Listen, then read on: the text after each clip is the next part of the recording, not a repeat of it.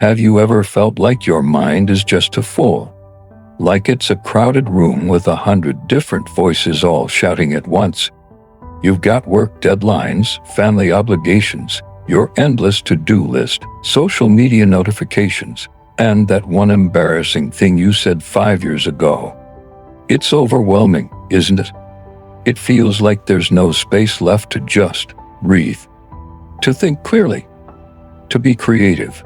There's a classic Zen story that perfectly captures this feeling. A highly educated, very proud scholar went to visit a Zen master. He wanted to learn the secrets of Zen, but he couldn't stop talking. He lectured the master on his own vast knowledge, quoting scriptures and philosophical texts, basically showing off everything he already knew. The master listened patiently. After a while, he offered the scholar some tea.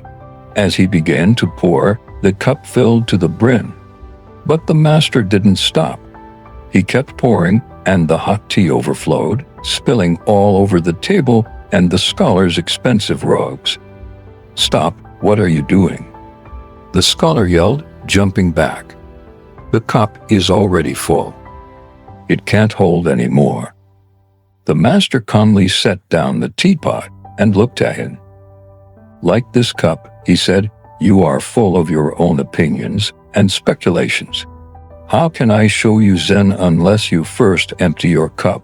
This story isn't just about tea. It's about us. We are that scholar. Our minds are that overflowing cup.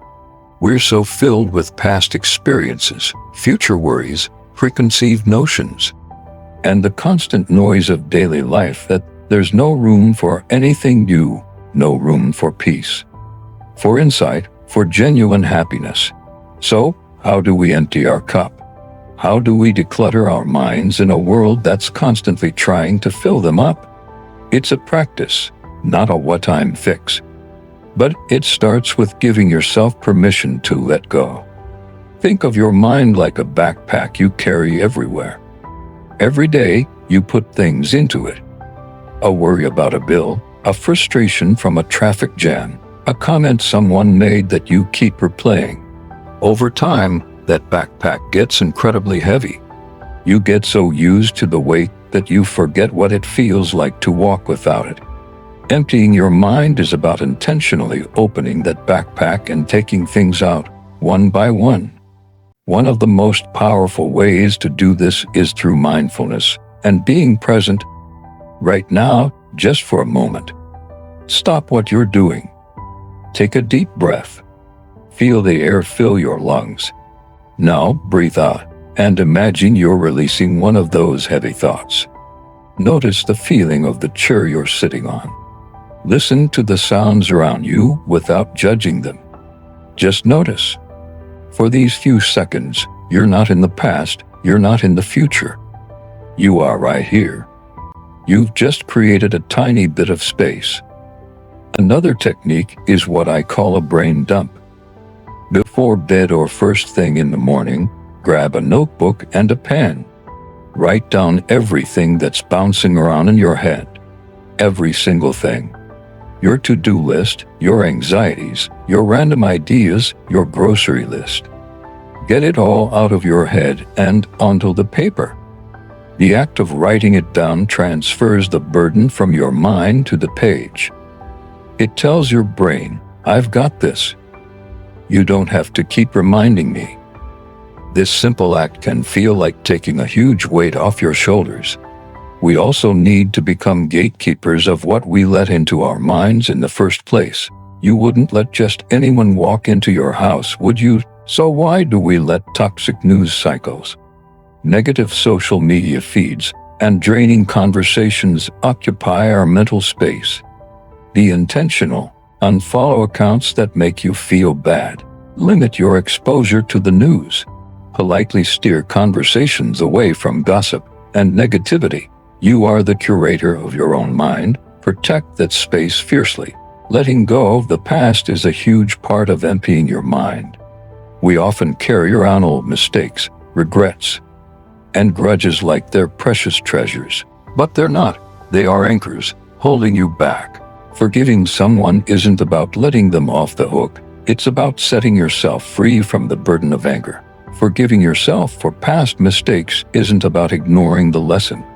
It's about acknowledging that you've grown and you no longer need to punish yourself. You can't pour new tea into a cup filled with yesterday's cold, stale brew.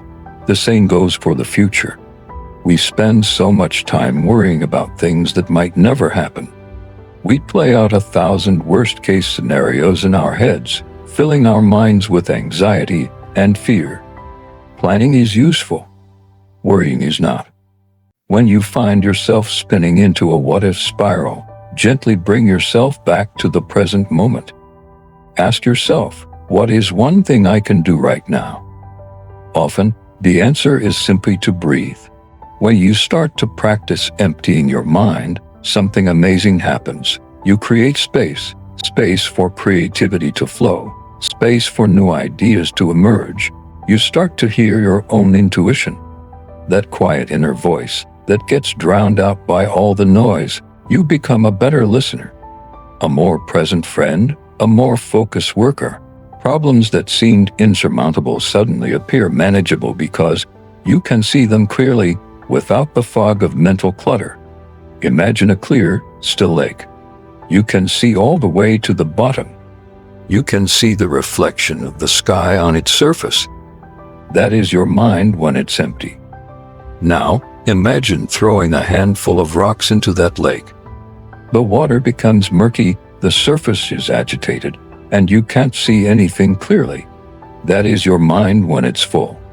The goal is to let the sediment settle, to let the ripples fade. This isn't about becoming an empty-headed zombie. It's the exact opposite. It's about becoming more alive, more aware, more effective.